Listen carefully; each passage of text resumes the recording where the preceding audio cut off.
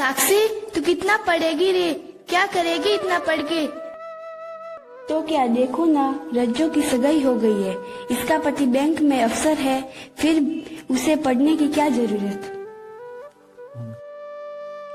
और वैसे भी पढ़ने से कुछ नहीं होता। मेरी बुआ की बेटी तो जिले की टॉपर थी, फिर भी ससुराल में चूल्हा चौका ही करती है। और वैसे भी क्या मिलेगा, करनी तो अंत में शादी ही है। वहाँ पर तो हमारी सब जरूरतों का ध्यान रखने वाला पति है ही, और समाज भी तो ये मानता है कि औरत घर का काम करेगी और पति पैसे कमाकर औरत की सब सुख सुविधाओं की पूर्ति करेगा। लगता है तुम सब सही कह रही हो।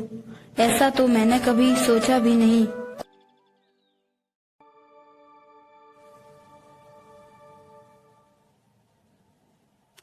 साक्षी, इधर आना बेटा।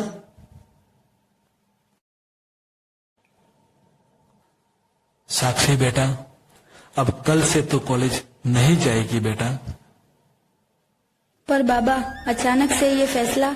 आपने ही तो खुशी खुशी कॉलेज भेजा था, फिर क्यों ये सब? आपको और बाबा को मुझ पर भरोसा नहीं है क्या?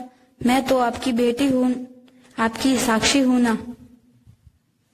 बेटा, तुझ पर तो मुझे बहुत भरोसा है, पर इस बाहरी दुनिया और ये समाज, मुझे इन सब पर भरोसा नहीं है।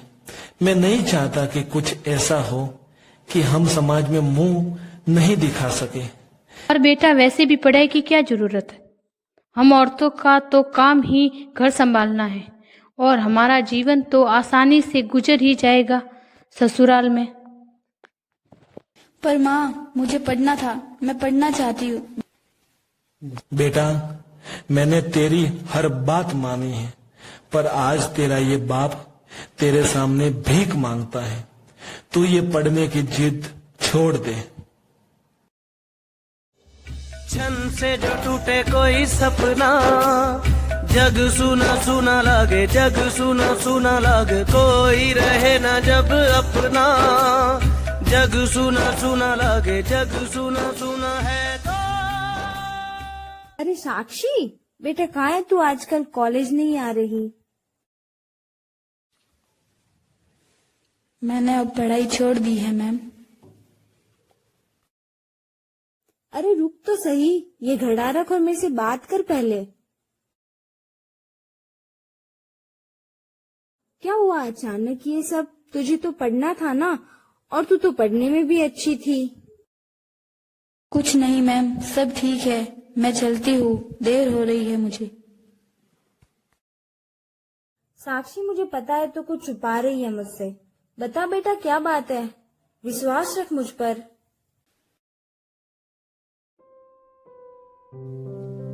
मुझे पापा ने मना कर दिया है, और वो इसलिए क्योंकि अब लड़कियों के लिए पढ़ना सुरक्षित नहीं है। कॉलेज जाना अब खतरा बन चुका है।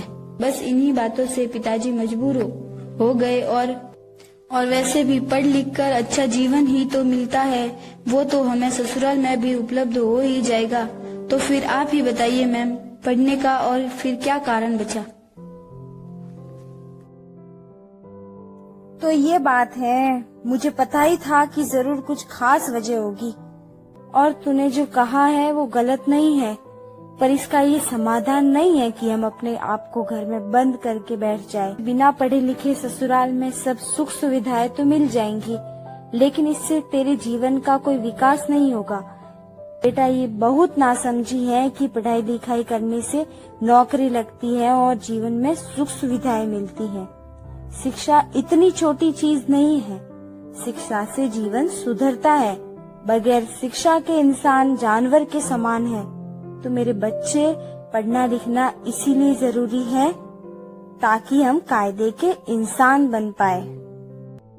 मैं कितना गलत समझ रही थी। मैं आपसे वादा करती हूँ कि अब मैं अपनी हिम्मत व ज्ञान के दम पर माता पिता की उम्मीदों को साथ लेते हुए अपने जीवन को आगे बढ़ाऊंगी। आशा आशा आशा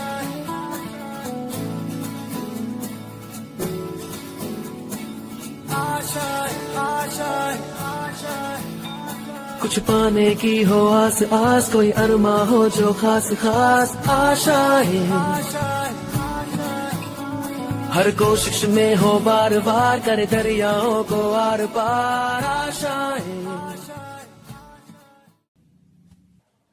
तुम्हारी शख्सियत से ये सबक लेगी नई दुनिया, वही मंजिल पे पहुंचा है जो अपने पाव चलता है, और डुबो देता है कोई नाम तक भी खानदानों के, किसी के नाम से मशहूर होकर गांव चलता है।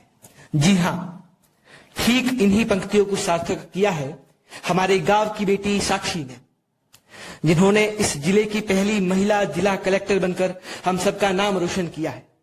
एक बार जोरदार तालियों से स्वागत कीजिए IAS साक्षी का। माँ, तू कहती थी ना कि औरत सिर्फ घर संभालती है। देख, आज तेरी बेटी अफसर बनकर पूरा जिला संभाल रही है। तेरी वो रफ्तार हो, रोके से भी तू ना रुके, हासिल कर ऐसा शिखर, पर्वत की भी नजरें उठे, आशाएं